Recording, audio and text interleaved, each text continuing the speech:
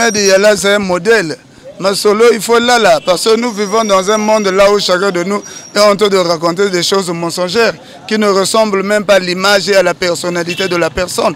Depuis que la SAP existe au Congo, nani tomona sapeur était à Zambongo nae à Tchana SAP, nani tomona sapeur était à booster idéologie. Il y a eu des gens dans ce pays-là qui ont eu beaucoup d'argent, qui ont volé même les caisses de l'État, mais ils n'ont pas pu rassembler le fait que du Congolais, le fait que conscientiser les Congolais. Ce que l'homme a fait et ce qu'il est en train de faire, Rezana Moutouté. Ça peut aller à Mediala, que ce soit à Paris, à Brazza, à la carte monétique, à un débat télévisé, et ça sera filmé. Parce que Ahmed Yala, c'est quelqu'un qui est carré. C'est un intellectuel, il a un bon cursus et il a ses moyens. Ça, qu'on le veut ou pas, il faut le dire. Ahmed Yala et l'Amérique n'a pas d'amis, ont un pacte de fidélité sapologique. Partir à l'élo, nous allons vous déstabiliser dans tous les coins. Comme vous voulez oser. Le premier théâtre, deuxième théâtre, mais troisième théâtre, il faut que Elie Fontaine, tu seras considéré comme un blessé de la Deuxième Guerre mondiale. Quand tu te dis que aux Nzambé, et mon frère Nzamba Zalaga Taximenté, un ami que vous avez le même âge, Guillaume Soro, il est président de l'Assemblée en Abidjan. Kabila qui est ton petit frère, président en RDC, la République démocratique du Congo. 20 ans au pouvoir, mais toi tu as 25 ans. Yegi Taximan. Mais par rapport à quoi? Ahmed Yala c'est un homme d'affaires. Toi tu n'es pas un homme d'affaires. Toi tu es issu d'une famille pauvre. Okola na lopango ezani ya papa na yo, ni ya koko na yo te. Okola na lopango aleki ya papa na yo. Wilfried, tu es un grand frère que je portais, je dis bien que je portais beaucoup. De nature, tu bégayes fort. Wilfried, fais très attention parce que tu étais mal habillé. Papa la jaune moutarde, na costume ga beige ga mpembe. Comme nous étions le Congo kanga gono. Ahmed Yala lobi aleki de mutute mutupe aleki aza te. Il faut être idiot, c'est-à-dire bino tu oebozo lugago djembela na mukongo. Ahmed Yala vous êtes des idiots. Quelqu'un comme le Raïs, Ozonga de l'autre a déjà feutre et noir, veste à faire, mon frère. Tu es dans une escroquerie vestimentaire d'où tu ne te rends même pas compte. Tu seras poursuivi un jour. Tu as l'aspect des comédiens. Tu as les favoris non nengo benango. Même le défunt président Mariengo n'osait pas garder les favoris comme ça. Ngana bimana institut supérieur ya Goganga ya Mbanga. Omoni soki to boya Goganga trop to même clairvoyance na SAP et ça pour na bandakisa otozwaka na USA. L'Amérique n'a pas d'amis sur le carré magique d'Ahmed Yala. Mais Elie Fontaine tangozolata béré na costume, béré balata kana costume te soki bozalaka vrai ba sapeur. Na 5 bino défi na ba média tout. So ba toleki ba Télé Congo, oh Télé Congo ba lobaka lopoto. Zala bino 3, Dodo Djigarman va vous affronter. Parce que na monique na lopoto vous avez une carence. Boya atana lingala to développer. Même na lingala bokogite na Congo pe boye bolobate. Skoto ko lobanjingani. On va mettre en marge les injures. Donc boza banamike, ça peut soge zalaga kela si kasi boza na école primaire, nga kasi naza une école nationale d'administration et de magistrature. Mon jeune frère héritier de Neskes, alias Hitman, je dis Hitman, héritier de Neskes, Hitman, le ministre de la Défense de la SAP de l'UAC. Tout ce qu'il a dit, j'approuve. Tout ce qu'il a dit, j'approuve. Moi, j'approuve ce que Dodo Djigarman a dit. Je n'insulte pas. C'est facile d'insulter Ahmed Yala parce qu'il ne pourra pas répondre. Vous êtes trop mesquin. Bon, on a assez à quoi répondre Binoté. Moi, j'ai soif au Bofingangaï. Moi, j'ai soif au Bofingangaï. Moi, Doudou Beretta, j'ai soif au Bofingangaï. Parce que ça, Bofingangaï, guerre comme une langue est populaire. Ozola te lamba, oti gilet, oti toche, oti gant, oti beurreux. Est-ce qu'il y a une température à Brazzaville? Parce que nous sommes en smoking. Na moi. Oti smoking, oti chemise à bleu, oti chaussures à marron. Non, c'est n'importe quoi. Un ministre est belé, il y a un Kebako, Sunga va sapeur, Tosuga. Ahmed Yala, il y a un festival. Hier, tu as inventé le tapis rouge, ça peut défiler le tapis rouge. Tu seras rendu, non, tu seras rendu au désert de la Katana.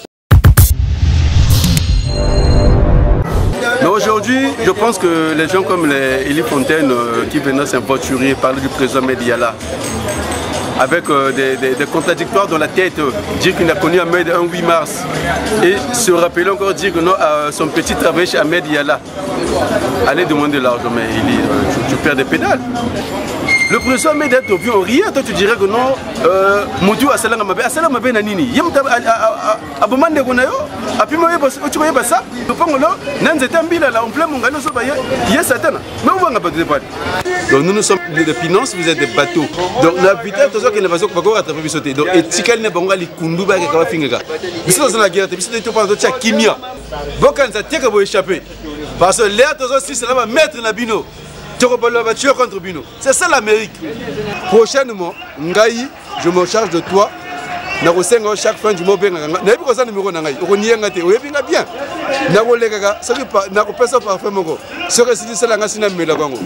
Je regarde beaucoup parfum à distance. Moi, c'est le big manager Kunzi, l'élé de l'Amérique n'a pas d'amis. Je viens pour remettre un peu sur les rails un petit clan de sapeurs qu'on appelle les Diables Rouges. Les Diables Rouges de la SAP n'existent pas. Diable Rouge Nabino Foboloba, Diable Rouge Nabino Zayanini, Bilamba Nini Bolata, coupe compétition Nini Obino Bokenda ya SAP, coupe Nini Boyaranang. Vous savez, en matière de SAP, la SAP n'est pas clanique, la SAP n'est pas sectaire, la SAP est totalitaire. Mais vous venez parler mal d'Ahmed Yala. Ahmed Yala, c'est la péninsule, comme je vous ai dit tantôt.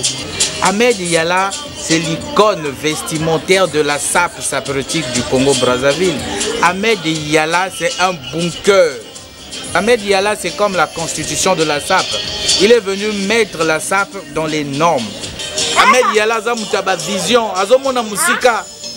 Ahmed Yala zalora mutate milikola mirador azomona bangona bazoya binonde bangona bozoya na musika mezuwa bozoyo keza ya nini soki lelo okenda Japon te est-ce que ye mutapimela onzela Japon Ahmed Yala mutaloka yo te po okende Japon te obima échoué mais il y en a un nayoke na kombo ya Wiliki Kambo Wiliki Wiliki peut régner que le soute mikolo to koma kolia poulet maman bakwa ko même poulet maman ngati ba utambura c'est seulement Wiliki attends monsieur arrête le théâtre hein monsieur le rail sa théâtre ko lemba théâtre pas muyombe gauche Ahmed Yala te mutaloba no changer domaine. Ouais, batoloko là ba Eli Fontaine. Eli Fontaine, on n'a pas vraiment de respect. Je comprends que l'ennemi de l'homme, c'est l'homme. Et puis, l'ennemi est toujours proche de nous. Eli Fontaine, on a un diable russe, on a un monsieur Isidore Ahmed Yala. On a sali que Mikolo s'appelle à la valeur au Congo Brazzaville. Le palais au Lalelaka. On a l'alumina malume côté Munzungu ya Foufou. Après, on s'appelle. L'ennemi de l'homme, c'est l'homme, l'ennemi est toujours proche de nous. Je le dis à eux fort, Kondo, Diable Rouge, vous avez maintenant un problème avec 36-15 Christ le Mozart. La place n'est place, nous avons cabinet. Ahmed Yala Aza, le alpha et oméga de la mode mondiale, je le dis à eux fort. Ouais, moi ce Borel, je me présente ce Borel à match de l'homme de piège. Jamais au banc. D'abord, on a Zoza Boubou. Bernard Tagwete Tabouna. Diable Rouge Kamoy et Eli Fontaine. Nganet Ngema Soua Mama, ou tu sois ma 5 heures. Donc, on peut tout vlog zone de Queen. Ça, c'est l'Amérique qui n'a pas d'amis. Diable Rouge in la zone là. Hein? Willy qui? Ngawa vraiment kumbuyo nkungo batomolitanga vraiment j'espère petioyo nsa igata kunta nkungo kadukishi Wiliki donc vrai Wiliki rien hein butapi bako daso zonzela Ahmed Yala menge donc toi tu es malade toi tu es fou alulenda betoko mebu wantele definda bonga ni ubaye Eli Fontaine ni ubaye Wiliki ni tu mwana nangena meno gwa wayetori. Nous avons un cabinet, nous avons un chakuma. Vous voyez en live. Votre Borel a match l'homme de piège. Et vous maintenant, maintenant vous Congo n'est pas. Maintenant, ça a présenté Ahmed Yala au Congo. ce Borel Amadi l'homme de piège. Élie Fontaine. Et Nguet de Funigulombele. Élie Fontaine et Maître de Funigulombele. Moi c'est Borel Amadi l'homme de piège.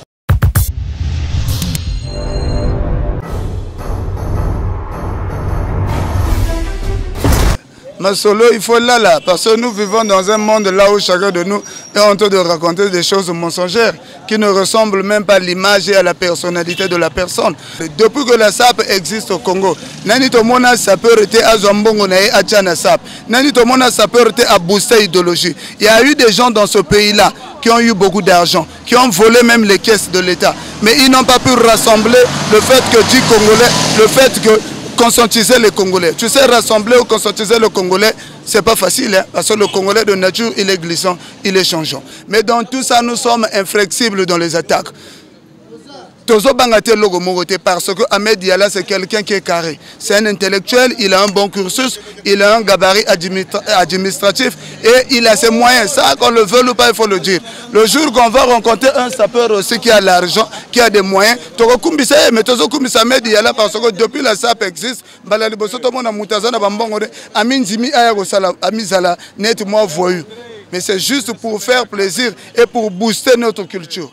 Ce que l'homme a fait et ce qu'il est en train de faire, Rezana Moutouté. Rassembler toute une moitié de la population du Congo à la préfecture, ce n'est pas donner à n'importe qui. Donner au moins 1000 milliards à quelqu'un. À ça la publicité, non, je demande aux sapeurs, il y a un concours, mais Moutazo Bimsambongo na propre poche pour attomber la culture nabiso. Vous savez, dans la SAP, le mensonge n'est pas permis. Mais dès lors que Moutazo a une opportunité, la direction générale du complexe se trouve dans la SAP. Moutazo la tapone yazo la tapone yote. Bosalana Medi yale sika mogote. Botanga penaye sika mogote. Bozo bagnzela mogote.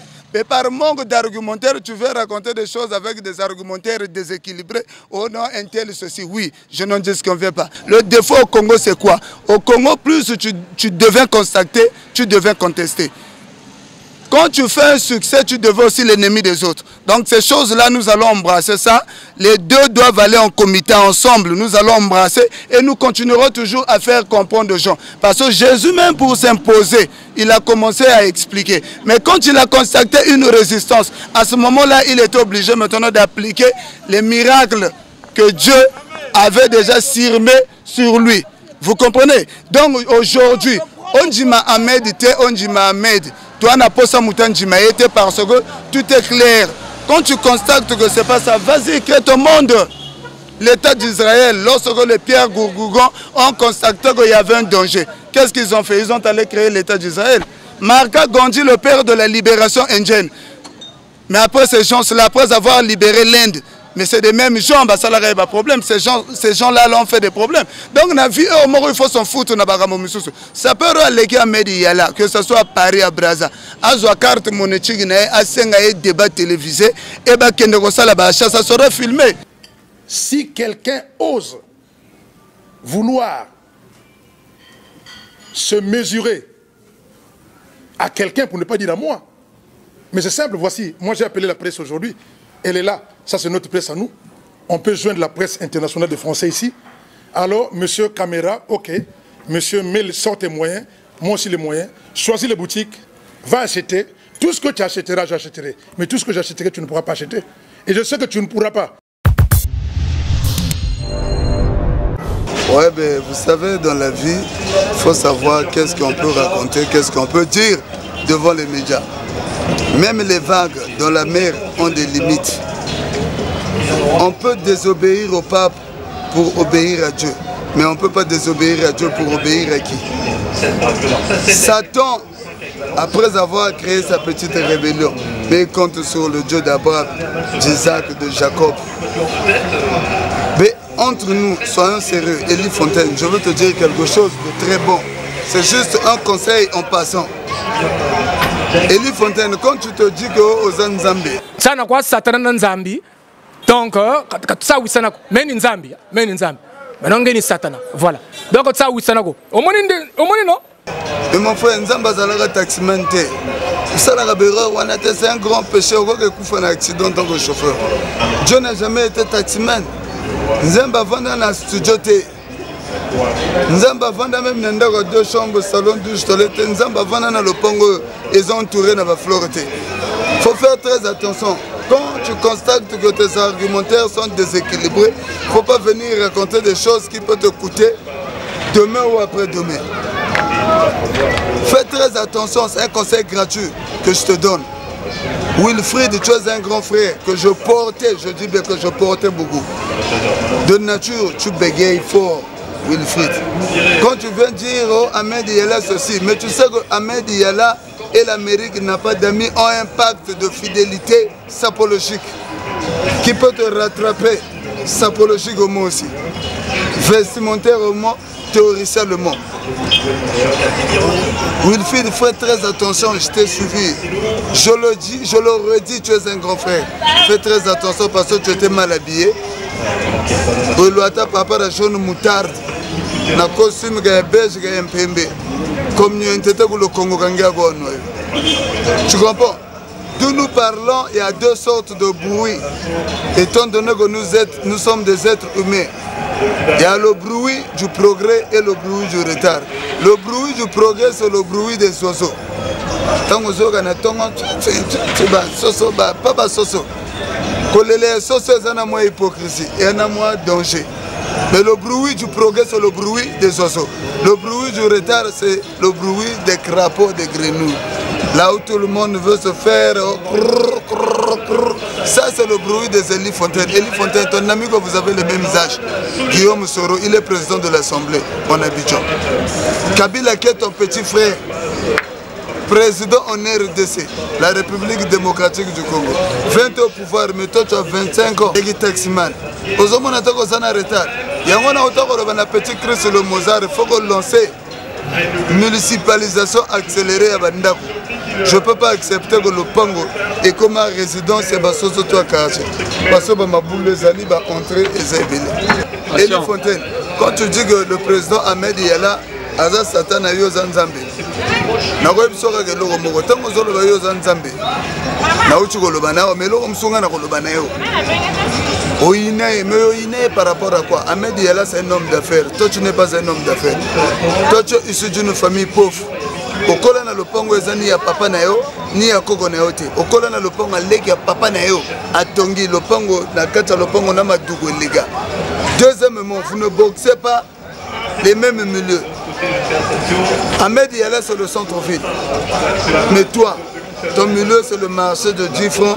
Ok, moi, oui, tu me ressembles à Dendon, à croisement, oui, tu me avenue de l'Etchébé. Ahmed Yala, bon niveau, moi, je vais tout citer. Bon niveau, moi, je vais charité. Bon niveau, moi, je vais business. Yo, tambola, na makolo. So, comme na mutuga, donc, oza. Kosala musala no mesana ya taximan. La vérité Ahmed Yala ngana linga yote. Na le but vérité que na linga yote. Parce que au salanga mabe. Yoro inae par rapport à quoi? C'est un monsieur très éligible, très clément, très gentil. Ahmed Yala lobi alegi de mutute mutupe alekiye aza te. Il faut être idiot, c'est-à-dire bino tu oebozo lugago djembela na mukongo Ahmed Yala vous êtes des idiots. C'est-à-dire bino tu oebozo lugago djembela na mukongo Ahmed Yala vous êtes des idiots. Quelqu'un comme le Raïs, Ozone de l'autre a déjà feutre et noir, veste à faire, mon frère. Tu es dans une escroquerie vestimentaire d'où tu te rends même pas compte. Tu seras poursuivi un jour. Tu as l'aspect des comédiens. Tu as la favori non nengo benango. Même le défunt président Marien Wabino n'osait pas garder les favoris comme ça. Tu as la moulaï oyoyo zanango. Et ça moulaï moko est déjà douteuse. Ta taille est très douteuse dans le milieu de la SAP. Elie Fontaine, si vous voulez faire le succès, c'est une erreur. Parce que s'il s'agissait de faire le succès, tu allais ce que tu allais faire. Conseil gratuit d'un frère. Olingago remplacer Byongé na étoile à l'époque. Tango gardien étoile à Longoga Byongé, Soko Kokego remplacer Elingo Salabé parce que Elie Fontaine, tu as la taille des gardiens. Quand on parle de l'élégance, Soko Zana Moukongo 2 mètres, et toi-même, tu m'as bogo Milaï, ma colo Milaï, on mesurer combien de mètres? Tu as un problème des yeux, Elie Fontaine. Ceux qui misent aux tremblantes,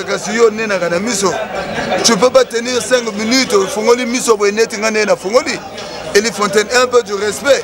Mais Wilfried, il y aura le temps. Vous êtes, au fait,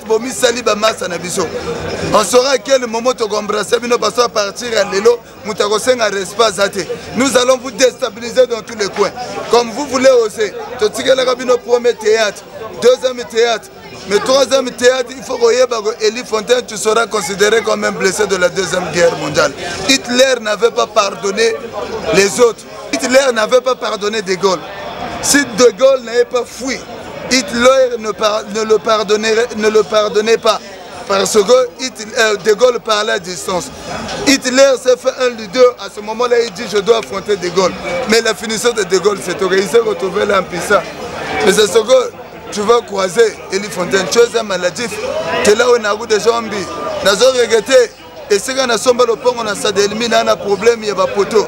Ce qu'on a joyeux, na le raïs, na tel misabino na bengi barreta à ça l'installation. Et gogo ça la bien. On a zota courant. Tant que le la Diable Rouge, Moutapé ça comme la Diable Rouge. Dans les années lointaines comme 2008 et 2010, c'est héritier de Nescas. Mais pourquoi vous voulez jouer sur le forcing? À ce moment-là, on a besoin de même mémoire, on doute. Mais surtout le bel Diable Rouge, ça n'a jamais existé. Il y a un théâtre, tout ça là, c'est moi qui ai donné le nom de Diable Rouge. Donc, on s'est dit que bon, ce n'était pas vraiment ça. Parce que Batoutou, il y a un arrondissement tout le monde. Donc, bon, Katakomba Diable Rouge, on a tout Katakomba Diable Rouge. Vous comprenez? Il y a un vieux bateau au Japon. Dans le Japon, il y a un permis. Vous comprenez? Dans le Japon, il y a un poteau courant dans le Japon. Ça peut me souvenir au Japon, au Tambo, la Brazzaville, tout le rôle de la Batmiteki, et à Mbouma Valise, qui ça va passer l'équipe. Ils sont là, monsieur n'a pince, n'a pas beaucoup de mataba, poteau courant, charisme, élégance, Konimba même n'a pas bar. Et en moi, on a fait comprendre que la sape, elle est partout. T'as le lobby sotoyé, awa, n'a pas talangaï, koko m'a pris, n'a pas petite chose, kokuta n'a pas Maker Mbongo. Un jeune plein d'avenir, Maker Mbongo. Homme d'affaires confirmé. Plein d'avenir, c'est pour dire que la SAP, elle est universitaire. La SAP n'a pas de limite. Norba a voulu faire comprendre aux gens que la SAP a de limites. Vous comprenez? Donc la SAP d'où nous parlons, la SAP elle est universelle. La SAP d'où nous parlons, elle est partout dans tous les arrondissements de Brazzaville. Maker Mbongo nous a reçus ici dans un bon sens. Étant donné qu'il fait partir aussi des fluides de l'unité nationale, Maker Mbongo, à ce moment-là, qu'est-ce qu'on devait faire? Il fallait arriver sur place. Salut, Tenabaya, tout bazolanda biso ndenge zalaka. Ngana bimana institut supérieur ya Goganga, ya Mbanga. Omoni soki to boya Goganga trop. Mais ma clairvoyance na SAP et ça pour na bandakisa otozwaka na UAC. UAC est un mouvement mowe elengi bu blablaté. Elengi tango zoloba peuple zo suivre na ba fan na SAP va comprendre idéologie ya forme na cadre UAC que to yela na ba conseil. Mais mo tango zo mona ozo fana na parler ba kafouillard. Moni batu bazo kafouiller trop. Batu bazo ndima mutu azo sangisa te. Ba kafouillard ba legi trop. Mais talana n'est pas un profil. Tant bozo collé makambo. Wana go collé na zolo. Ahmed Yala c'est le haut sommet, c'est le mont Everest. Et ça va mon Nambemba te. Mon Nambemba c'est petit. Mon Nambemba ça na ba weso. Mont Everest. Le sommet le plus long au monde, la montagne la plus longue. Et ça Ahmed Yala. Mais ba petit muke wana so ba gozo ba mon Nambemba ba zo na ba. Hein? Tanga talana ni niveau SAP. Hein? Nga naza sentinelle Ahmed Yala. Naza sentinelle SAP à Congo. IAC. Zona ni forme na ngai. Omoni ba costume bango balataka ba costume ya gopola basali bango moko alati lipapa elali loko ambela koko. Aye ko amise galerie. On naza saper. Ba tente nanga ba tente mo ya milai. Ba peche milai ba le mana voyage au Japon. Japonais ina Congo aza touriste. Ahmed Yala bengisa été, gouvernement congolais bengisa été. Aye na Congo était que touriste aye ko zo ba saper. Atali Charlot mo vana kana zando 10 francs. Mutu mo mulai 2 mètres 3. Mais Congolais ko mesurer taille wana te. Ba Congolais baza na bataille na bango ba 1 mètre 69, 70, ba 1 mètre 95. Congolais mo ko mesurer 2 mètres azate. Au moins aux Alano Congolais mo kola zogi wapi so kola non na États-Unis d'Amérique au sala ba tige non na se ponokola mais motuana tango zo sala casting a comprendre que batuana bazo bimisa foire ba sola alobi oko kendete bango bako koler image na media là garçon na zolo bazola ndangai ye mutu azo matisa makamu wana lokona mais azo vendre côté mo le pango tona na imidité. Bon, regardez là où Elie Fontaine vit. Regardez les conditions. Et les fontaines vivent ici. Regardez les conditions. Azoyaka na bandako ya bato même bavandaka na étage. Étage bakokete même moi sine na douche azosokola. Tala ba condition avandelaka na étage. C'est comme na douche Eli Fontaine. Yaba tala ka ba douche ya bato. Ya otala douche. Viens voir la douche. Tala mi banjo songi bagwando na tala. Même Larson le villageois le zingulongo lilwaka kala. Mbana mabagu lupangu lwako. Ngani songi we. La serviette attends, ne disais pas ça. Playboy. Ndane capote à mon chilongo. Capote à bako. Tala ba condition les fontaines. Tala condition we yeberele. Mboga ju condition. Mboga nwanda bwa yebela ko majo monaka. Non, mboga onde ona mwana mugomboro. Monsieur qui dépasse. Il muska yenda ko. Il muska yenda ko shiyala. Et puis kumfuluka kwa subiri tala. Eli fontaine yakaba. Mundu subila kumfulu wanja kate kakanga mwesek. Ni bioga saga yandi. Là les journalistes des investigations ont trouvé le moyen pour venir jauger là où il vit. Nous sommes les sapeurs d'investigation parce que monsieur Eli Fontaine il est là. A touché les vies privées des gens. Regarde là où il vit. Donc ça va me fouiller dans ma maçon. Où va la couleur nationaliste vert jaune fête nationale indépendance qu'on doit gagner parce que Ahmed Yala c'est un monsieur qui pèse. Je te comprends. Mani douga buna kona maduga c'est grave. Je pèse plus de 14 tonnes, c'est moi j'ai 32 mal de fier ceinture noire en sang. Ah dosache yé, le dosache. Aux hommes le pan Eli Fontaine. Nabi Zinga tout. Kiza beje oye kiza. Eli Fontaine vit ici. Ça c'est pas une parcelle. Ça c'est un domaine de cochon. Nguluga zitafanana mobagu. Je le comprends. C'est un trafic d'influence. Kumbajo onji, Mokachi onjuikani. Madame, problème des ouvriers. Est-ce que je le comprends? Mundu mokal toka kwa ese. Ela sapeur ko. Manzo yangufi. Asala kabiloka ko pola asa sapeur tala ba condition vanda kana.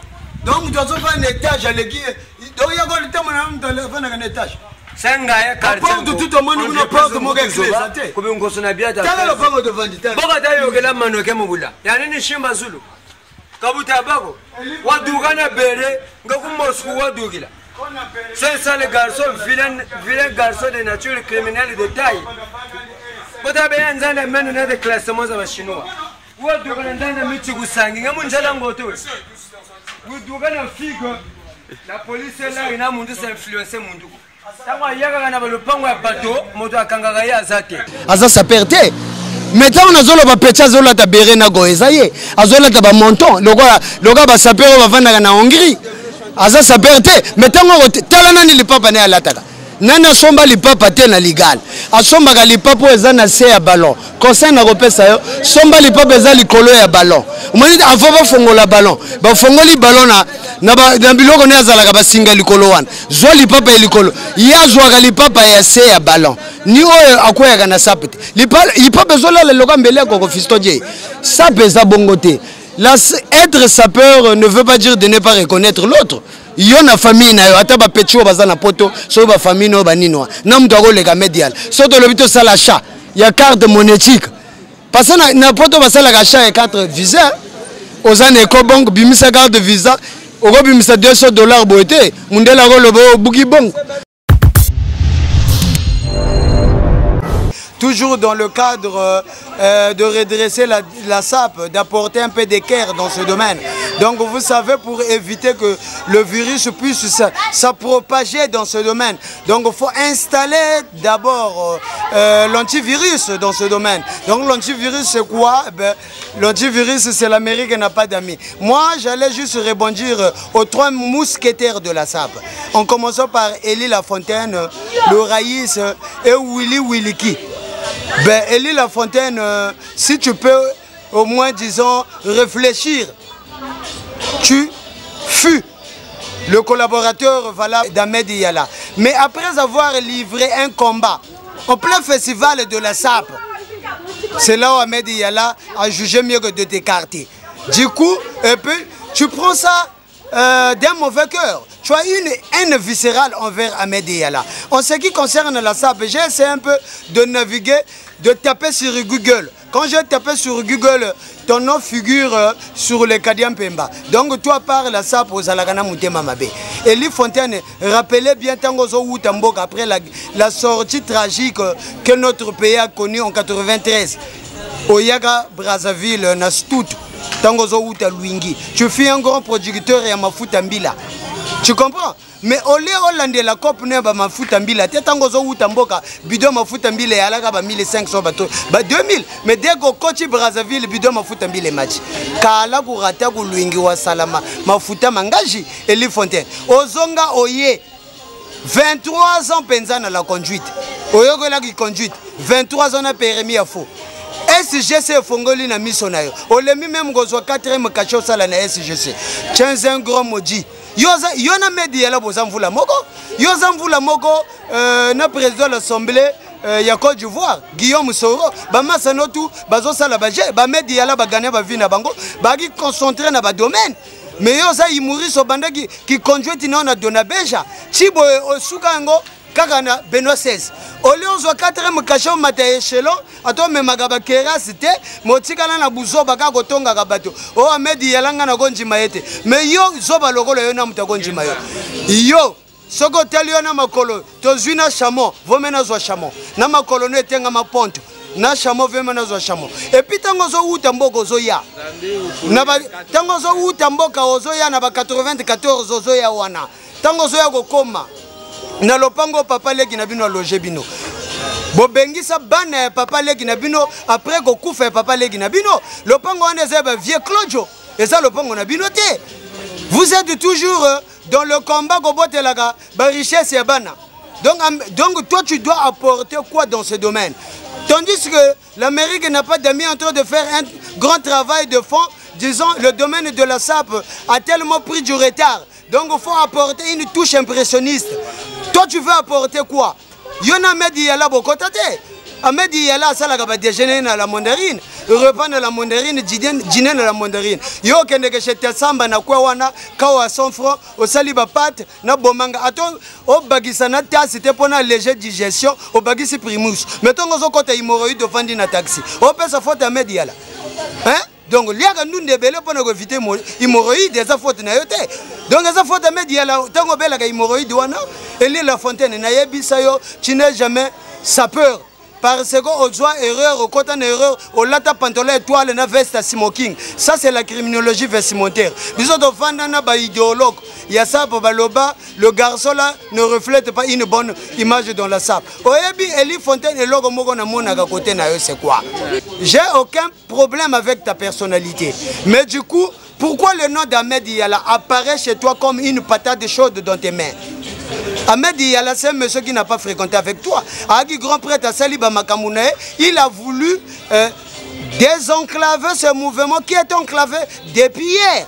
Donc du coup, bah, domaine tout. Vous savez, il y a l'association des musiciens du Congo, l'association des avocats du Congo, l'association des écrivains du Congo. C'est le seul domaine, la SAP, qui est resté recalé depuis hier. Ahmed Yala a constaté que la SAP était en jachère. Il est venu la rendre fertile. Bozana moi trio cercle bosale ya batente. Mutuloko le raïs. Tanga uta sibiti. Grand producteur ya bambala mpinda. Tanga zo uta ba mayeye azo ya wa Brazzaville. Asala ta voyage atanga be akomate.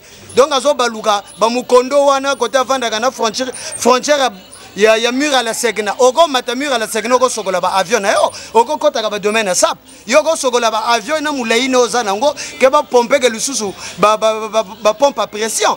Hein?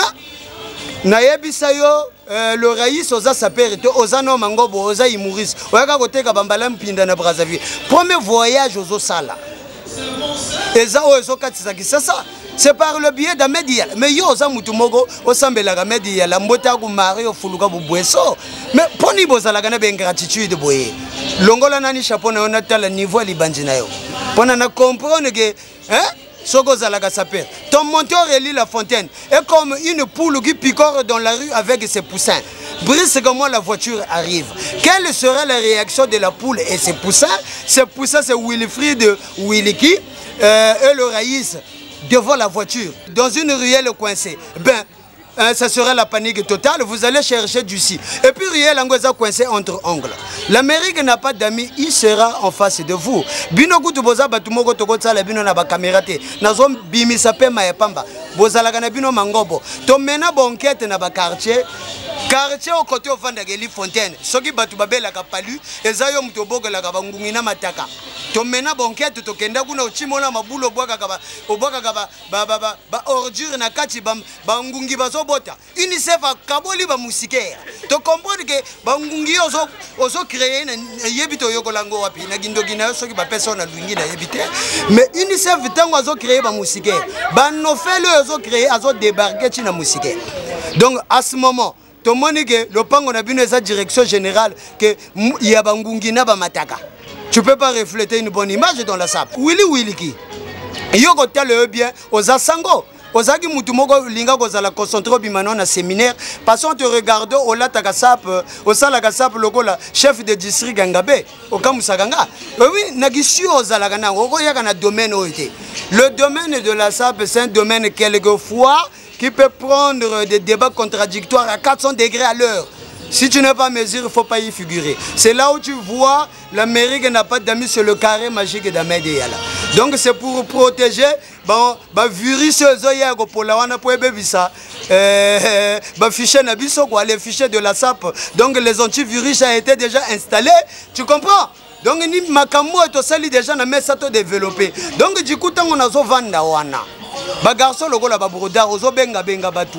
Ba petit ozo benga na ba se wana. Ngata ngona zo sala sapa eza ba petit bazo yana bambua, bazo bundisa bambua, bazo pagola makala. Tango la cheme sort de son lit, tango vous les bêtis passer la cheme azwa kanda.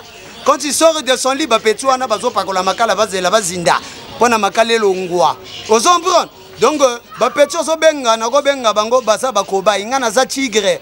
Combat et tigre, même Nyoka, Aza favorisé. Parce que tigre a Matagali colonnes étaient. Brodar Ngana Gotika, Pona Gotika, faut que ça n'en pardon. Parce que quand tu insultes ton pays, quand tu insultes les autorités étatiques de la République, vous et toi et Norba. Naba petit par exemple misusu wana na ebite ba karto ba dendo botombo laka soke pesa bino ba sekel faut que senga nani pardon na ebisi bino ko senga nani pardon na idéologie et puis Eli Fontaine quand tu as raté ton stage de la SAP au Utamboka ba Luingi wana ozoya ba 93 ba 94 au combat Brazzaville ba donsner le bosso banda ko bina Smurf ngasoki Smurf na monango na ko ba Kuluman ezalaka yo waki complexo za la Kuluman mais subitement na moni okomi saper osofinga même mutu banda les années 80 81 wana yo waki grand producteur et l'huile de palme tu sais faut pas ignorer le domaine soko rata stage na yo ya Japon et Japon na media laté bokenda na éliminatoire na élimination directe na pecho akataka ba câble oya koya na poto mutu ezalaka biete babela liboma bango tu pecho akenda Japon bokenda éliminatoire na pecho na otanga kombo na ete pasaza mutu afu bokenda éliminatoire na pecho ba Japon ba juger mieux ba zo pecho wana par rapport na ba grimace na salaga oya ke binila na très fâché yo ba mona par rapport na taille non na Japon ba taille no za taille ba basketteur ou ba taille ba to ba sokola ba grade du ciel so ba tiona grue on a facilité qu'on même troisième fenêtre. Pour nous pencher la poussière. Bah comprendre aux autres représenter ça peut-être. Mais Ahmed Yala a fait un travail de fond. Yo tant aux autres Ahmed Yala aza Satan et Jésus. Tu es fou. Donc ngé na taille mu bambu ba bende la tout Jésus le ne bataille mo chenanga. Hein? Taille na yo ya mulai wana ozalaka nango. Donc Jésus le ne bataille nango. Au rata stage na yo liboso na musique. L'Amérique n'a pas d'amis, un musicien, ou à cause de la makamou, ya musique et simbi, et ça, 36-15, crise de Mozart. Oh, ba chrétien ba ponaka Yesu lokola idole ba memanga mbote. Ba mezema pona ma wome. Ye ba memanga mbote. Me ba sapari ba poni Ahmed Yala bandeko, ba meminga mbo. 36-15 mbiaka apona Ahmed Amingambo. A composer chanson munene o bazobenga tout à coup ba boîte tout ezobeta ozo comprendre mais so totali na niveau ba mikili vrai parisien nani faux parisien nani mais ba vrai parisien wana tozo mona ba gila roche de la moda et ça ba tout moko bazo ya na vision C'est un jeune, il faut l'encourager. Bafia na biso festa makambo le passe du mode. Mais les fontaines dans les autres béré na costume, béré balata kana costume te, béré faut que tel la bafia na biso fiesta makambo nega babeta ka Frankie Morelio na ba yodi ya ba t-shirt. Babeta ka béré na relax. Mais autant que oser béré na go obimi écrénia sap. Quand on a ayokola étude bateau babenga o yulo achinda soki na babenga ka wapi na URSS agenda oyokola soki nini béré na go na sap. Boko kokatia parce que le raïs na yebisi yo boye. Nga soki na yiko mela na Afrika na kote okopéraka. Na fini linzanza yo logoti linzanza. Donc yo na âge no za capable na kofinga media la. Kende ata ATC o sokola ka bateau na yo. Eloko moko kana ndimela o décharger balinière ya mabaya e uta penza liranga. Même commissaire ya yoro abetelo yo maboko. Balinière ya mabaya na 15 minutes. Quelle force ozo négliger badon. Yo soko rejoindre ba domaine ya ba boxe ka sitozo même ba médaille belé. Et puis ba taille beli Fontaine wana ba Wilfried. Bon rejoindre ata ba domaine ya basketball. Que vous levez la diable le rouge à la sabot qui est na basketball quand c'est aux hommes panier belé na jeux africains. Il faut pas ignorer que ba capacité bozanango, ba catégorisation bazanango. Dans l'Amérique n'a pas d'amis niveau ya ça sur entrée libre. Mon cassé 436 avec un costume tennis de chez Zoé Liboga maman, de chez Aristote. C'est pas la tricherie ici. Parce que au 3e millénaire, on ne peut plus jouer à la tricherie. Vous savez, quand j'ai développé le mot information, quand vous venez ici, l'information a un contenant et a un contenu. C'est le contenu, veut dire le sens, qui donne la valeur au mot. Donc quand vous venez ici, extrapoler, caricaturer les informations. Caricaturer, vous savez, ça veut dire quoi, monsieur Lifontaine? L'hypermétrope. Tu connais l'hypermétrope? Je vais d'abord te développer l'hypermétrope. C'est quelqu'un qui a une anomalie de distinguer les objets rapprochés. Du coup, donc, tu es déclassé de la sable. Donc, tu as tellement face na face na yo comme on a été. Parce que tu as du mal à le voir, à le regarder. Tu es un daltonien, tu distingues mal les couleurs. Donc du coup, pour t'expliquer c'est quoi une information, c'est un traitement automatique d'un message, hein, qui résulte à une donnée et puis qui touche à la sensibilité humaine. Côté de Tozawa, bazo image, bago lo dodo jigarmane, côté de incendie salami. Donc il faut que sala. C'est ça l'information. Parce que ça touche à la sensibilité humaine. Vous vous apportez des nouvelles. Les nouvelles, c'est quoi? Les nouvelles, je vais prendre un exemple terre à terre. Le nord des États-Unis, comme la Floride, a été frappé par l'ouragan Irma. Bon, on est aux États-Unis. Ça ne me concerne pas, c'est juste une nouvelle.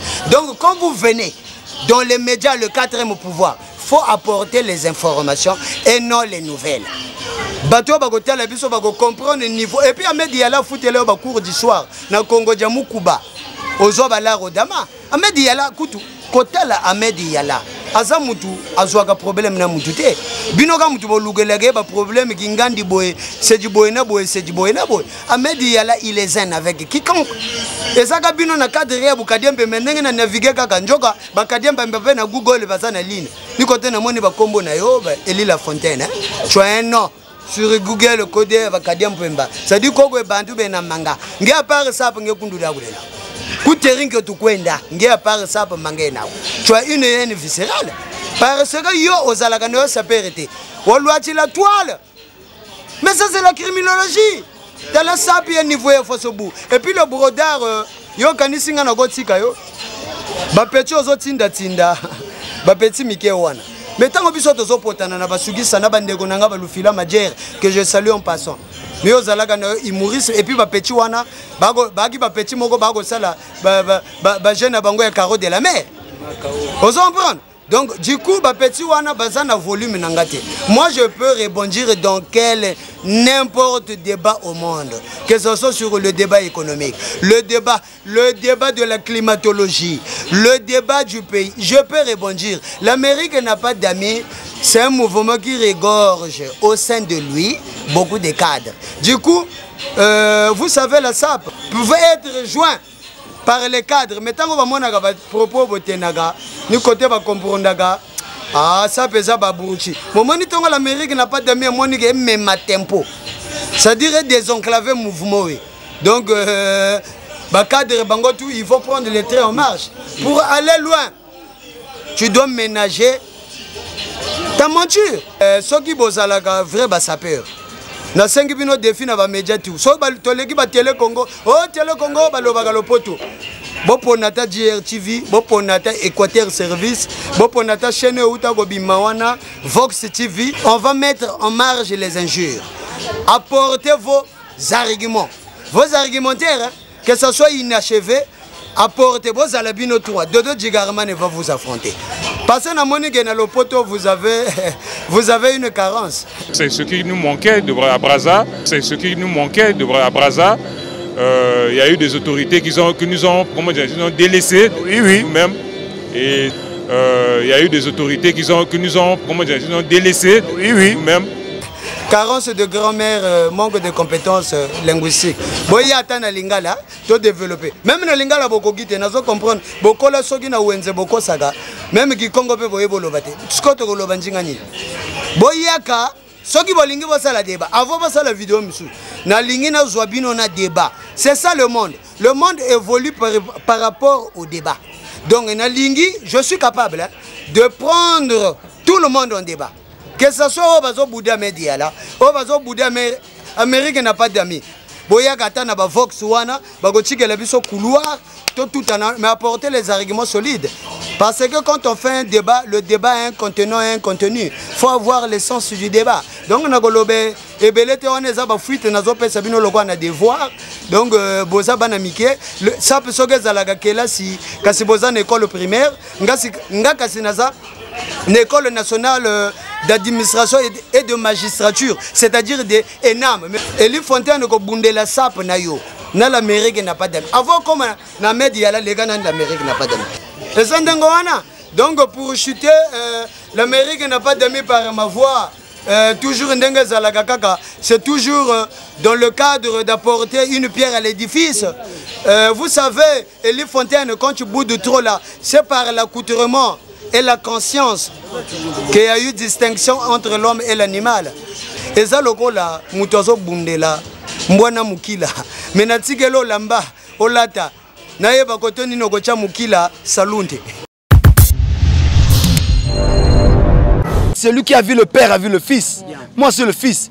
Celui qui a vu Yala a vu le champion de poids lourd. Et c'est moi le fils. Étant général de l'UAC détaché auprès de monsieur Ahmed Yala, pendant qu'on coordonnait, moi, Doudou Beretta, je dis ceci. Si, devant l'injustice, tu restes neutre, donc, tu es de côté de l'agresseur. Mon jeune frère héritier de Neskens, alias Hitman, j'ai dit Hitman, héritier de Neskens, Hitman, le ministre de la Défense de la SAP de l'UAC. Tout ce qu'il a dit, j'approuve. Tout ce qu'il a dit, j'approuve. Moi, j'approuve ce que Dodo Djigarman a dit. Je n'insulte pas. Étant général, je ne peux pas insulter, je dis courage, bravo. C'est facile d'insulter Ahmed Yala parce qu'il ne pourra pas répondre. Vous êtes trop mesquin. Bon, on a assez à quoi répondre Binoté. Moi, j'ai soif au Bofingangaï. Moi, j'ai soif au Bofingangaï. Moi, Doudou Beretta, j'ai soif au Bofingangaï. Parce que ça, Bofingangaï, guerre comme une langue est populaire.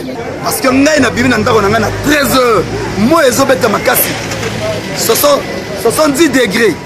Ozola te lamba, oti gilet, oti toche, oti gant, oti beurreux. Est-ce qu'il y a une température à Brazzaville? Est-ce que oyebi température et à Brazzaville? Parce que nous sommes en smoking na moi. Oti smoking, oti chemise à bleu, oti chaussures à marron. Non, c'est du n'importe quoi. Moi étant citoyen de la mode, défenseur de la SAP, Doudou Beretta, champion de poids lourd, je dis ceci. Vous êtes trop mesquin. Bon, il est devenu sapeur parce qu'il est jaloux. En fait, il n'est pas sapeur. Moi étant général de l'UAC, champion de poids lourd, toute catégorie confondue, 7e tonnerre, Moutalekinga Soga Zali, allez à la télé, Doudou Beretta, au Lobaki au Kosaki. Ça peut aller école Mobimba. Lit l'utile à l'agréable. Mais on l'a que sa forme. Ça peut avoir un ndegeni. Moi je peux vous amener chez moi. Former un lit, parler un lit, d'avoir un cuir, fauteuil à cuir, il y a 2 millions, 3 millions.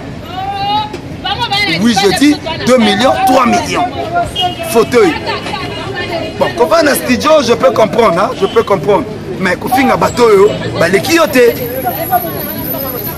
Ahmed Yala Salé Belé.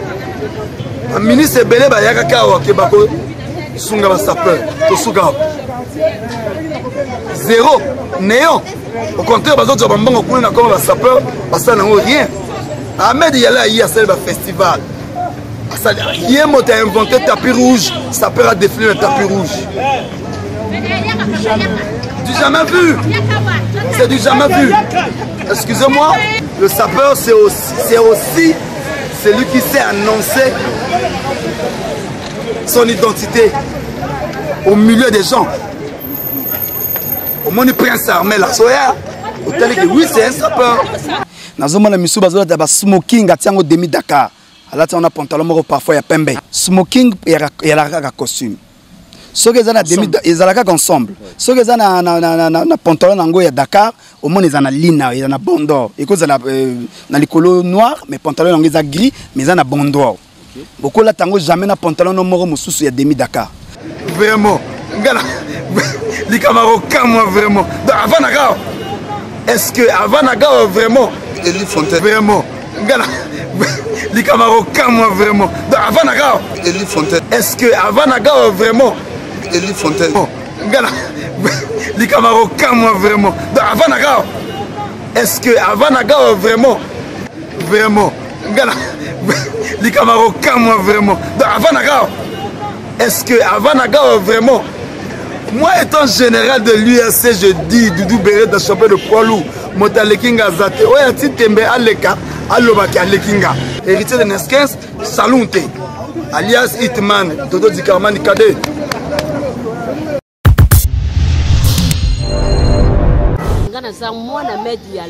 Président, Joba Eli Fantôme, Barofinga yo, Tokota na bandako na bangwela ke zate.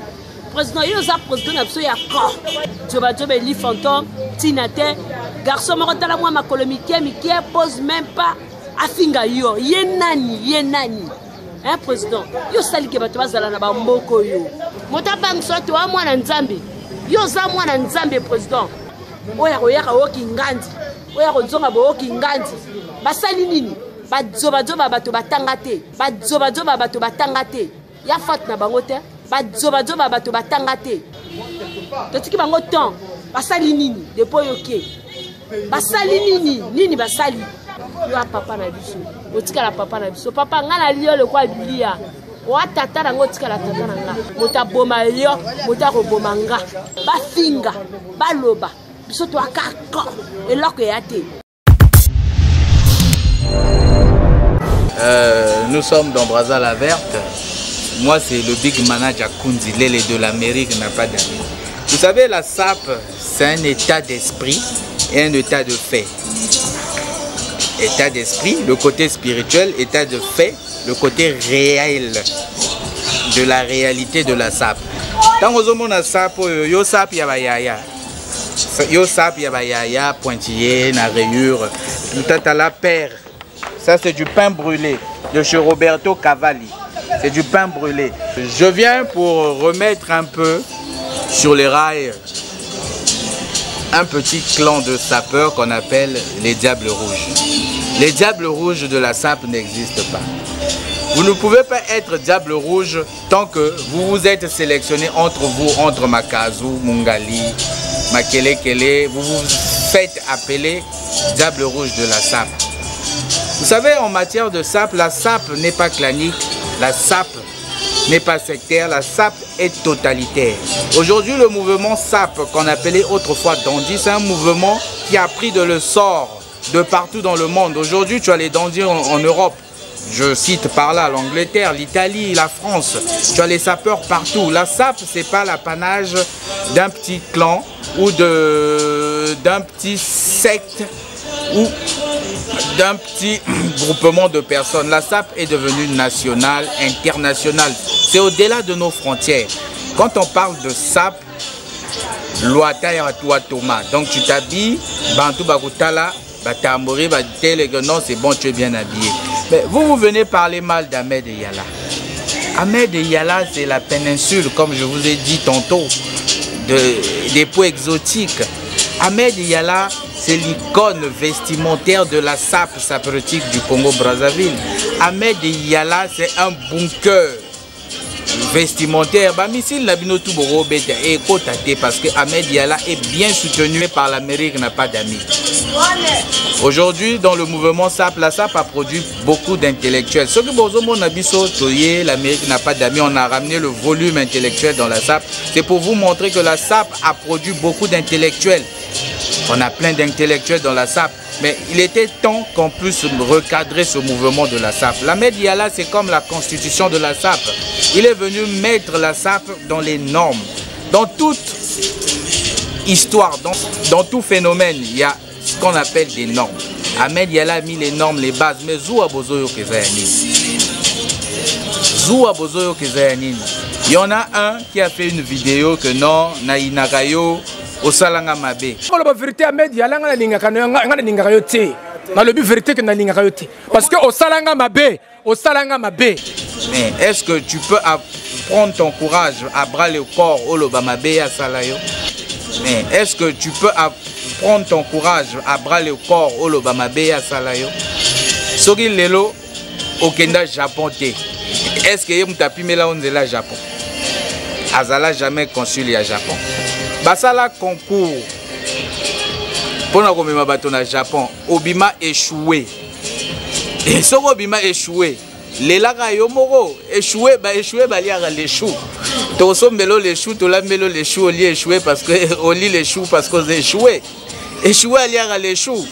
Échoué aller la na kombo batute Ahmed Yala mutaloka ote pour que ne Japon te. Luka église Jinga Chibundu bakusa mirila. Kokendolela na kombo Ahmed Yala, s'il te plaît monsieur. Mais il y en a un nayoke na kombo ya Williki, Kambo Williki. Mais Williki peut régner que le soute mikolo to koma kolia poulet maman. Bakwa ko même poulet maman ngati ba utambura. C'est seulement Williki. Attends monsieur, arrête le théâtre. Moro balobi rail Kambo rail. Actuellement le train ne passe plus mais ça va reprendre bientôt le rail. Hein, monsieur le rail. Sa théâtre, Lemba théâtre pas Mouyombe gauche, Ahmed Yala te Moutalobano changer de domaine. Et puis j'ai remarqué beaucoup de gens qui sont dans le théâtre, c'est pas le théâtre, c'est pas la comédie. Naba veste, naba cirque, bozola, naba chapeau. Oh monsieur, tu es un clown? Si tu es un clown vestimentaire, repars dans le cirque. La SAP, c'est pas un cirque. Naïbisabino, c'est pas la cour du roi Peto. La cour du roi Peto veut dire quoi? Ndako bayar osala oyo lingi. Na SAP, tu peux pas venir faire ce que tu veux. Dans la SAP, l'ouata wa Thomas, et l'ongipe fait la raya bien. Au monde a bogo sike, et l'ongipe fait la SAP, au osala pe fait la sincère. Faut porter ce qui est sincère. Bozola tabila mamoreza sincère te bozo mi benga ma sapeur. Boza ba sapeur te boza ba aventurier. L'Amérique n'a pas d'amis, le niveau est élevé, le niveau est tellement haut, le volume intellectuel est tellement avancé que beaucoup partout Diable rouge à la SAP la SAP est équipe à football, c'est un phénomène de société. Dans un phénomène de société, beaucoup qui cause SAP baisser un niveau équipe au Diable rouge. Diable rouge nabino fobolo ba Diable rouge nabino zayanini bilamba nini bolata coupe compétition nini obino bokenda ya SAP coupe nini boyaka nango clan oyo eza makasi na minute na Brazzaville eza l'Amérique n'a pas d'amis. L'Amérique est très loin. Par là, je vais placer une à l'homme qu'on appelle Glenn Fouti. Parce qu'il y a son marabilamba solo à la Takapena, Sorozo Mona Mbali Yomoro et Sengwezio, Glenn Fouti, Glenn Maflouz, Ndele Emergent, Bambota Trogo 2 ans à Baponton. N'a Simbote na le milliardaire César Kouka. Tant à bête à canard, sotozo sentir que Mobali a télémi. N'a que copié Moko Lissousou na Serge Magui Macintosh, na Katia Miki. N'a pas si Mbote Lissousou et belé Guy Laroche de la Moda.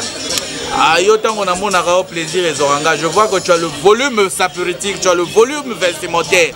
Quand tu sens le textile, tu vois la griffe, tu sens que ça s'accorde au sentir que Mobali a télémi sap yango. Ahmed Yala niveau yoza bunker vestimentaire, bah missile tout bah quoi bête côté. Tant que l'Amérique n'a pas d'amis bouclier anti-missile parce que yo moko Ahmed Yala aux bunker vestimentaire, missile tout bah bête et côté parce que l'Amérique est devant et sali déjà bouclier, ils ont repoussé bah missile. Moi bah missile ne ben jour na bino Mickey ya mabe au bozo sala. Mais si mbaté parce qu'Ahmed Yala très avancé. Ahmed Yala za mutaba vision, azomona musika. Ahmed Yala za lokwa mutate mi likola Mirador azomona bango na bazoya bino nde bango na bozoya na musika. Atelemi na Mirador azomona bino bozoya na musika. Mais boko kota te po bouclier za. Mutu moko boye na poto toyeba jamais sa père akomi na poto akomi kondimela gaza sa peur. Yo na poto toyeba yo ozaro beta na oba boule na venue de la mosquée ozala obeta pétanque. Mais les lots comme na poto yo sapeur prince moi na poto solo on a yeba na sap ya ba prince ba Boris wana ba mbote belé mais prince jamais atika la yeba on a sap mais to kamweka comme poto yo sapeur a wapi olata nini ozolata bilamba cirque na ebité so sala na Disneyland na ebité faut ebisa biso terme soke poto kuno zo boulot na Disneyland olata bilamba na ba couleur belé olata cravate na miketa ba cravate balata na sap yango ça c'est l'âge oh cravate balata na sap ba tricage sala na ebité so ba cravate ngo yo moko bonga otonga ngo to yo moko dessiner ngo sala ka peinture so ko ma décorateur bon décorateur à makasi na moko ya ga bois sacré mais yo tozo e batie so za bois sacré poto toza bâton sacré tozo e batie muto ngana yeba na sap yo prince Armel on a yeba na poto na sap mais ya tika la yeba o jamais atika la yeba jamais ya yeba yo ko za beta pétanque na poto mais to kamwera rabo o mana ba vidéo ko ma saper awapi alors ba mbote belé na bino na ba palais ba bisous tokos tokozwa bango tokena bango tina suka tokobana nani ko charger moko na moko ba oyo tout bazo yina grand prêtre munene lekola Ahmed Yala Ahmed Yala mangrokoto Ahmed Yala mangrokoto mutu lekola Broderick mutu lekola Broderick wana tu content pas le diamètre pendant le oyo zolata eza munene on ne compte même pas diamètre pendant l'ozolata. Mais quand même, on a audace, on a bima na ba TV, ba nini, na ba DVD, on a finga prête le cola. Ahmed Yala. Makama c'est makama président c'est na ba Congo na ba Congo Brazzaville côté de ça oyo. Kuta pandila lumuchichi. Yo yebiango, oyebiango, ozo ba sango déjà oyebiango pe. On vit en live. On vit en live. Au moins on a déjà payé. Mais quand même, on a audace de finir le président Ahmed Yala. Prête mon nene. Nous te attendons à immeuble. Tu as immeuble, mon gars, cassi. On a audace de finir. On pense que non, n'est pas que le tété. Faut que Makala yoga que le tété, yoga que le tété, pas Zangirita ou Brazzaville ou cadre quoi que nous, énergie. Pateka makala oyino braza ba sefa o banini oteki makala tango oteki makala ozuma moyeno muke et permettre que ne poto OK poto na makala na poche pas de perwe na makala mu poche makala ça mu poche donc quatre poches à pantalon na makala mu poche pas côté le Paris na makala ma ku poche nous ko sont délégués aujourd'hui tu parles au nom pour nous nous ko na ndoka pilipili nous zo ba zo vérité ka ko moto ku banada ce qui ça comme tu as le tété, comment tu veux baga? Comment tu veux baga? Oui, tu veux là comme kondo, tu bannes dans ce que ça. Comment tu ma mamba? Comment tu ma mamba? Zanungu, au sein moi jarada pilipili, nous peut s'appeler comme tu veux récolter. Nous avons ce qui ça. Nous avons là après par bagirement avantage par billet à boire chéri, ou aller au Paris. Aujourd'hui là, soit tu sais qu'on est en France. Mais c'est pas que je même au Paris baga. Même nous doute même on baga. Je suis comment au Paris baga. Pour moi, je ne sais pas. Je suis désolé. Nous allons comme tout, mais où le c'est l'Mbunda. Nous comprenons ça. Aujourd'hui là, tu te fais parisien. Parisien Bouzoba. Tant que tu me rappelles. Tu me rappelles, Tabamoko Moubali, Namona na l'UTT, côté de la Gawana, Azarabana Mandefango, Mandefamke, Pemboana, Ayeba Rotikango. Ça c'est l'Amérique n'a pas d'amis. Ça c'est l'Amérique n'a pas d'amis. qui soutient le président Ahmed Yalla. Toujours La Fontaine. Ndjeka Kongé, La Fontaine, Bundjeka Kongé, La Fontaine Eli. Moutoua Chika. Un tripano comme La Fontaine Eli. Moutouanda, Mora Moussouba Soubiri, au 5e niveau, étage. Aujourd'hui, là, tu es. Quelle ingratitude! Quelle ingratitude! Yo Motozan Zambi. Yo Elina Robara yo. Yo moko eloko zate bu moi studio kwa ko sekeleke. Ngai botora za moi so ko sila dawo na ba dobi wi moi si afara na kachanda. Bu lwa ta ka be zebichi moi si alati. Ba aventure no sera wana za ba aventure tika biloko wana o ko sala. Kala marambu. Wana buzo ba ko sala parce que sana iloko te. De 1 au defa ba mbongo pa basi. Au defa ba mbongo pa basi. Au defa ba mbongo pa basi. Na kana yana me bino bato nzambe o kabonke Eli Fontaine ko ngenta wata o la tra 10 couleurs yo za sapeur oh o kosi bato pona yana ko awa ouais bato lokola ba Eli Fontaine on ne peut pas avoir vraiment un respect. Je comprends que l'ennemi de l'homme c'est l'homme et puis l'ennemi est toujours proche de nous. Monsieur Isidore Ahmed Yalla. Oya salige mikolo sapeza la onvaleur au Congo Brazzaville. Parce que na kalaba sapera bano zo bango lokola nete bato moko boye ba abruti ba voyou ba nani ba ne vaut rien tout mani. Ngana zo lo bana siège na 16e session FSPAM na palais du parlement. Bato ba confondanga na député. Simple sapeur artiste musicien. Vous allez prendre. Bato kuna avant le Ahmed Yalla tala condition zola lela. Eli Fontaine nzo go segele ya fieti natinga segela mu carton. Mo beno mu kwakere le go segeleke. Ozo comprendre. Nzo segela ngeli Fontaine pale olale laka. Kwa mala lumuna malu me kota munzungu ya fufu. Après nge saperi. Saperi ga bagana tayoko. Botalo atila pantalon ya mu 1m10. Demandange ben sa taille saga mesure. Est-ce que tu comprends? Oui, bon, Eli Fontaine, je comprends parce que le pango le bas moi sangi fieguna. Le pango na moi sangi. Après mon inspiration sangi le pango bon Eli Fontaine. Gen songi we. Boda bela le pango le na maba. Na mi figue ngamunjala ngoto. Usati madame bana uma munjala ngoto. Mais c'est pas ça la sape. Bubuta zonda culture e buitata. Faut la saga accepter mon toto aiga un plus mon culture no. On se comprendre. Pour un moto kanga goizaka lompadier zebira zatata tout suprême côté kutuna uchi mokonzi yayo yango wana kwa ata bato baloba te to koloba o te mama kozala ka surpris lompadier toujours nzamba musique ya Congo. On se comprendre. Moto fois ça la bord ya bien o pe bato ba o apprécier na sap nga banana zala saper nanu na mona saper o te a brûler qui non fona organiser moi festival moko be ba saper ba kutanaka. Ngana zo défiler na tapis rouge va confondre ngana mo konti. Oyo ya nyataka ba tapis rouge 36 15 simple sapeur musicien nyati na tapis rouge. Mokolo wana vraiment na bando croire te. Ngana nyati tapis rouge. Ozo va prendre. Mais ba Eli Fontaine baza bato baliana Ahmed Yalla. Eza bato Ahmed Yalla afutela ba pala. Asombela bino ba ordonnance. Apesa bino ba mbongo ba chika bana na bino. Basi na bino bakota ba l'hôpital a tsala ke ba intervention. Oza bato ya morceau choisi. Bobima na page comme ton pasteur. L'homme à qui tu fais du mal au jour d'aujourd'hui. Ata bino l'homme. Tala makambo loba. C'est ce qui nous manquait à Brazza. C'est ce qui nous manquait à Brazza. Il y a eu des autorités qui nous ont, comment dire, délaissés, nous-mêmes.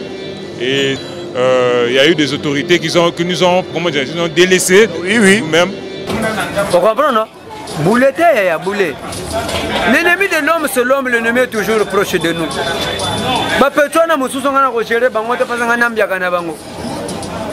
Je ne crains personne en matière d'habillement, puisque j'ai participé à plusieurs records de gamme sollicités. Dans le Congo Brazzaville, ça s'appelle tout Aboulaga, Atamolana, purifié que je salue en passant, héritier de Nesquez, monsieur le défendeur, le ministre de la Défense, sapéritique congolaise.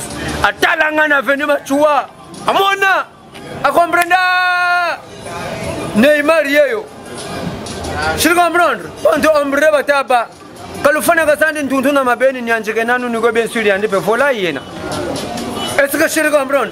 Quand le problème est que va ou quand dire colonne vertébrale et un jomo, cerveau va saturer. Va dire chingom na papier yanso, l'écriture va s'arrêter montu. Je comprends. Ça va en ta bougana. Ça peut le voir 16 ans, bibotal ou à ta chemise en net, chauffeur n'a pas encore rivière. Vous comprendre. T'as la jet, t'as la barrique, t'as la botte. Niveau. Na uchiga Sofia, roga missile lampadaire, moi cadre moko ya indusa, petit nanga yaga na nako lowa ezana simate. Vous comprendre. Mais motoloko la média là za motomoko boye le seul sapeur congolais.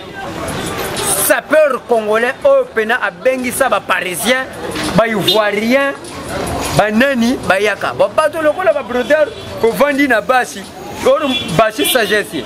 Remagun nata kumpota, emana j'ai pas trouble. Brother ndoko ona wa ba ku retour ujiri mu avenema chuana langa, wa futu nena ku lupangula bantu. Si le bon c'est tout vite ku bagi, ndana chivaza ku munganda. Est-ce que je comprends? Et puis il y a quelqu'un qui là, c'est ça que j'aime pas. Au diable rouge de la SAP. Qui vous avez sélectionné? Est-ce que je comprends? Moussa diable rouge à la SAP, il faut d'abord passer par le club. Où sont le diable noir de la SAP, léopard de la SAP, Karama Lembe et puis Kotoko d'Emfoy. Après, si il est sélectionné, il va jouer le diable rouge. Donc le Benji Gunzoé nous a aussi bien d'autres au diable rouge de la SAP. Et puis depuis que le diable rouge comme appelle le joueur, il n'y a pas chico. Est-ce que je peux comprendre? Mais Nathalie, image et référence, Nathalie va faire la bisoba, Bagambula Mbemba Jonas Tosta ou Bambono les sorciers. Quand on a joué, il n'y a pas chico. Peut-être que ça confond. Chantel et Kenyan, nous nous gouvernons sur la nipe. Est-ce que je peux comprendre? Bubundazo nzamba kiringe chemane baka nkeshe muzuluni kwenda ni kala mumvula za ndolo na makuba mina fonza sha kuba mina nge muwasa foni vraiment ni sanga lo atangure no baka katula ndombi za tatene. Maintenant on va parler de la théorie. Na sarabe seko parce que na koma nga motomoko boye misiki tu er moko mais na comprendre fona zonga na je. Je comprends. Bandu bakabe ko kumukontrole ko kumakuna ndoko ko nabo futu posa dogere ko ntshele. Référence sala kuna sable ko baka kuna mukamino za majelo. Je comprends. Bozolo bela bato petit zakazi ko be kuna mampazi ko sege opere. Ora mati telankari ya samamba opere musomba pape iriri. Edi. Bosingila. Je comprends. Chirilien na bolungari buri mpanda ndio moya 15 francs. Combien de pain teka musomba? Musomba pere yi. Vous comprenez? Je le dis à eux fort. Kumukondo, diable rouge, Kanani. Vous avez maintenant un problème avec 36-15 Christ sur le Mozart. Où on a bagamundi la place, une place, nous avons un cabinet fona Mozart. Où vous avez courage? Il y a son de la mundo dans ça pour congolais, ça va bien. Ni mutseri. Bandu bakabe ko kumputu, o susize na niza pays, tout. Nati bo bonchiri bubu. Avona ke ne chef na ngalo padere. Ma wo manchi lui ka mundu ta kwela parce que lumbuche sameje. Ta kuma kwela shika tomene bandu bashiriwe bani betu. Betu kopu ni zotu kwa jiri. Bo lui ka mundu akula, bagere mwa chima bandu betu lui ki bakamu gouvernement bene. Bange si magani te ça, c'est les bandu ba gouvernement ngato kishira kopu za beto. Nge ONG na kwa.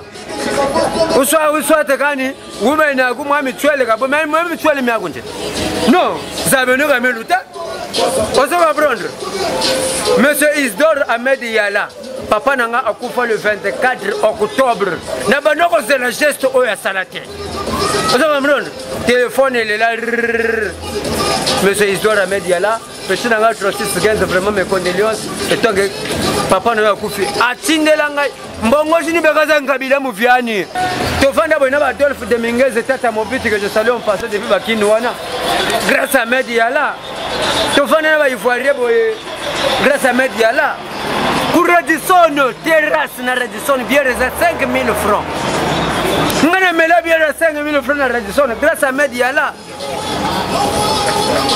Vraiment Ahmed Yala a le alpha et oméga de la mode mondiale, je le dis à haut et fort. On doit prendre la culture ça. On doit simbi base et ça Ahmed Yala. Culture musique.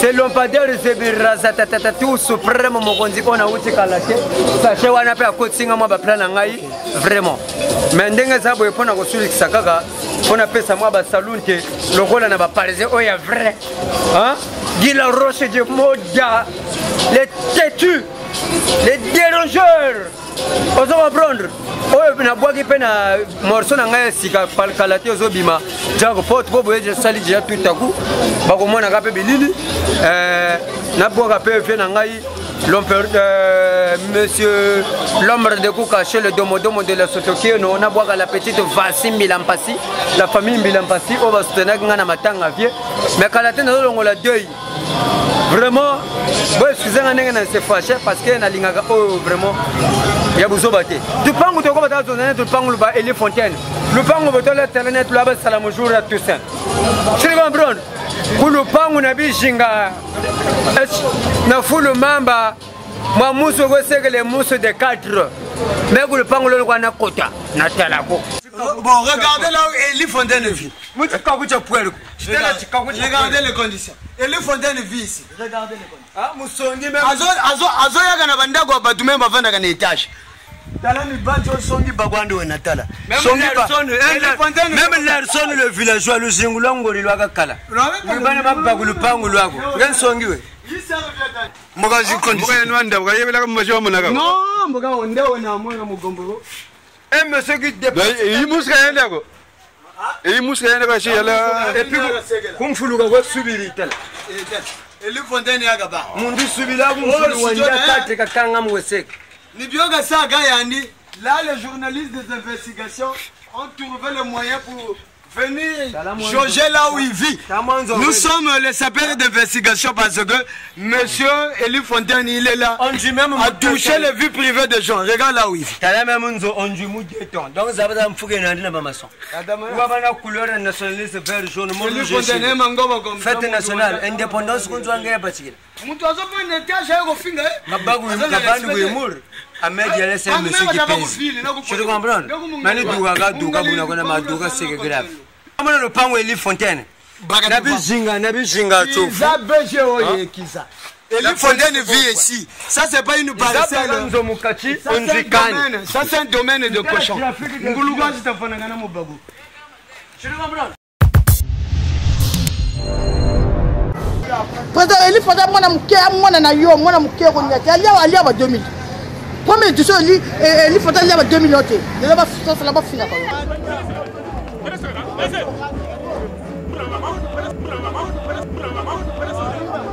Oh, tu vois, la caméra là, les choses commencent à traiter.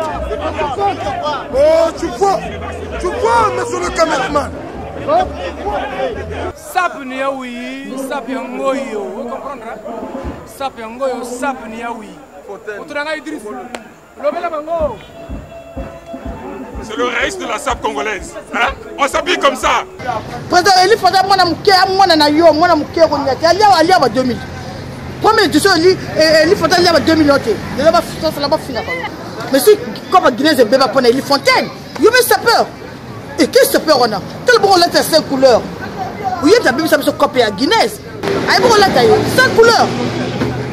On doit tennis à ça blazer. Mon dieu c'est la tennis blazer tennis. Mais c'est la gata. Ala ta ba beura la ta kili. Nakala so doka moko. Ahmed Yala. Ba petit wana, ba petit pamba. Ya ko fingo ta ko tala la kanani. Nani projet ya kanani to samani no salama mata mure pa na ye ko pa na respecter yo.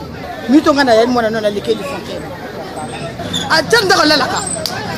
Allah la kana banjeta ka ba poko donc yo ko donc andako do minte parce que Eli Fontaine a ko mo kana te bango tuana ta baranga da ko sala. Président ko moko na moko na fini na petit. Président à part blague, à part ça président kana makasi ya moko président. Mais jour où il y a la président na bisal quand jour na téléphone. Président to na ba super roi. Ko bana ko lekka na ba super roi. Moto moko bana no moko mo sa ko mema super roi. Ko bana ko tana super roi. Donc na super roi c'est du kolo qui poy. Tozo même na qui poy président.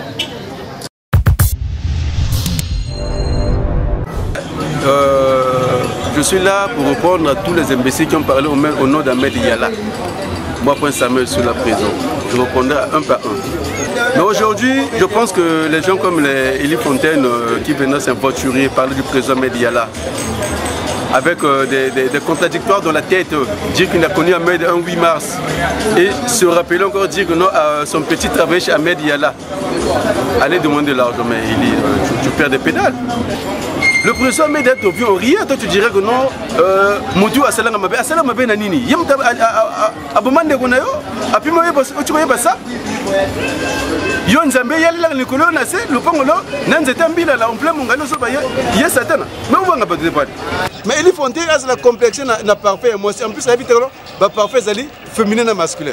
Bon moni batona a mesana azana culture parfaite. Soko tunye lelo parfait na otia rezanini a koye baté. Et puis moi tourner wana. Rai sogi nini sogi maïs sogi nini voilà. Le Rice n'a jamais connu Elie Fontaine en tant qu'ami en cours de route. Le Rice est arrivé, a connu un certain Playboy, a fait la sketch, a fait Jimmy, un Playboy. A même le Rice, a fait côté Jimmy Moninga, il y a le Rice et Elie Fontaine Moninga Jimmy. Pas complexe, à mon taille, à mon Nganaye, oh, t'es go Simba. Ce qui va tuer son balai, tu vas alimenter depuis mon coucoulou, tu Brazzaville. Donc on a monté photo avec c'est Jimmy. Mais avant ça, Jimmy n'a pas ça un sketch. Donc là, Azolo Bagono, président Ahmed Yala, il connaît la SAP, Azoy net Azoy Papa Wemba. Mais lui, tant Aouta Mukondo, Azoy na Makoloti, na photo là, à 5 appareils pour la Mekin. Le reste n'a jamais traversé 45 depuis qu'il est né. Voyage n'a libossé ça au Mekin. Il n'a jamais été même à Kinkala. Il ne connaît pas Kinkala. Mais là, on le bas. N'a pas des sottises, va te soutenir pour la taille. J'ai répété, ceux qui taille n'a pas moi, c'est vraiment confirmé dans ça. Quand c'est Bissot, bataille olympique, bataille normale, tu le vas rater parce que Hakim Ola Jiwol, Michael Jordan, Dike Moutombo, Bazali Batombo, Milaï Nambong et Belé, le va jamais dans ça. Mais Bazali, Marc et mon papa, Dike Moutombo, Abimi Sala 33, Michael Jordan, Pernezo Kende, Hakim Ola, c'est un Nigérian naturalisé et américain. Maintenant, lui, a eu Wapi, sketch. Et puis, là, Américain, Michel et Zalaka Mogo. Ngala manaka président n'a pas histoire Moutouana, la président. Moutou yokele ma Américain. N'a eu pourquoi? Pour ça, Nezakin a coûté la mouyombe gauche ou a coûté la mundoueri. Mais comme Ngaï, Nazali ami personnel, il y a Saï fiston. N'a pas souranaye, n'a totika na kin. Yokaboud. Tokotika na kin, moto a continué à arnaye. Allez là. Mais là, tu as comme Kin. À Moni, puissance à Ahmed Yala. Nengengia ma sengaye invitation to Kende. Na sagesse Ahmed Yala a benga un groupe restreint au prince Ahmed présent. Na Kenda to kutana nangia ma son. Nabi et ça moi vite to kunji président benga rappeler vite nanino. Nabi na moi comment on n'a pas cité président à Sololi. Azana bato awa bakuchinda okin osala testona mais là razongi motuna moi shulongwana Elie Fontaine parce que Elie Fontaine a comme on a ni Fontaine les élèves comme Samay mais dans les années 79 le meilleur buteur de tous les temps de la Coupe du Monde c'est juste Fontaine. Elie Fontaine a coupé mais après ta volonté a même taxi à cela ce qui cet accident donc Azanine Elie Fontaine a accident tout le monde a Kimbangi à tout le monde a Kimbangi ça coupe c'est le plus gros manger de tous les taximens. Mbale bosana mona taximan a sali 25 ans il y a carré azut taxi na nyoté na contraté c'est le plus gros manger celui qui a permis de à autres intazos a coutane à le bine ah yo mona mais faut ben na côté l'air motomako Elie Fontaine n'est pas illégal je vous dirais ceci Elie Fontaine nani Dondi ni Playboy pourquoi un Dondi n'a pas s'expliquer ça Dondi un Dondi c'est un homme extra élégant dans ses comportements et dans ses alignements vestimentaires et dans ses qualités. Elie Fontaine n'a rien de ça. Ce qu'a été le mieux, comment les a penché, c'est que Elie Fontaine a fait avec le monsieur Massou Somako, parce que ça prend cas. À ça prend cas, c'est Massou qui tombe, ngala kasara zarando. Mais ngala la prochaine qu'on a senti, motel ngala zonga esprit. Ton collègue Elie Fontaine a senti que na motel ngala zonga esprit kufanga. Bokan za teka bo échapper. Parce que l'air tous aussi c'est là mettre na bino. contre Bino. C'est ça l'Amérique. Salut, na président Mediala, na zopesa message na ba inonso bazofinga président.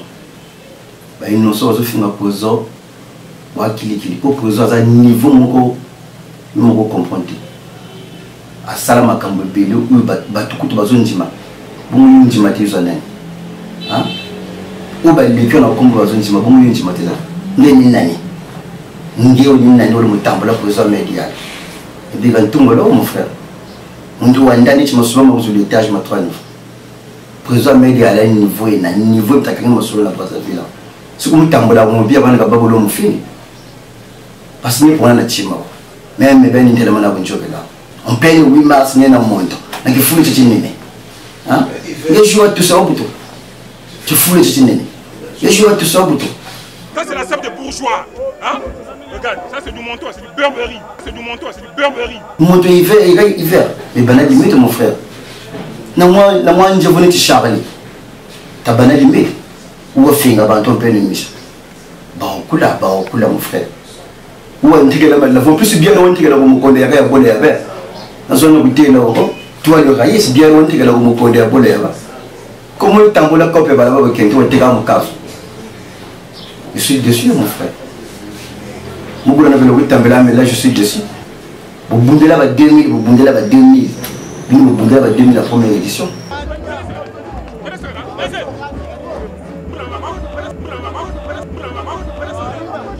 Oh, tu vois, la caméra là, les choses commencent à traiter. Oh, tu vois, monsieur le caméraman. Vous bondez là 2000 la première édition. Monsieur le mien, là parce qu'il nous a pas aussi. Il est un membre de l'Union Bagalazo. Ngeo là, tu go là, tu vas go là, on te joue une fond. Bien limite. Président niveau et la président il y a un niveau sur la mode de la casquette pour appeler ça va saluer pas président. Et le taureau là. Son mec qui m'a camoué ça va dire tu. Hein? Pour Vietnam ma casse, mais na ba le biga ma pièce sur yugo ko kati. Là, on plein de mongali, on plein de mongali, on va lever mongali sur la rive, le fini. Mais le fini, on botte, ma parole, mon beauté. On va la rivière, le pain, ça, il est un ou fleuve, tu vas soumettre le pain, ou on va pas pêcheur. Il faut banal limite. Si on a un retour au film, pour ça, média. Tout le monde, on joue à il y a une joie en plus, on a joué, c'est moi qui 8 ans. C'est moi qui 8 ans, il y a un coup, à bas aussi. Banal limite. Bah, au coup là. Moi, je vais venir te charger. Comme je vous dis ça là.